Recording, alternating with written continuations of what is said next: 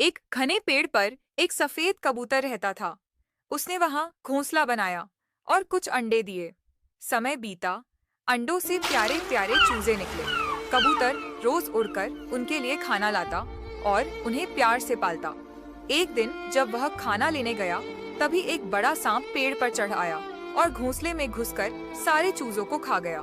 जब कबूतर वापस आया तो घोंसला खाली था। वह घबरा गया, चूजों को पुकारा, पर कोई जवाब नहीं आया। उसे सांप के निशान और कुछ पंख दिखे और वह समझ गया कि क्या हुआ। कबूतर फूट फूट कर रो पड़ा।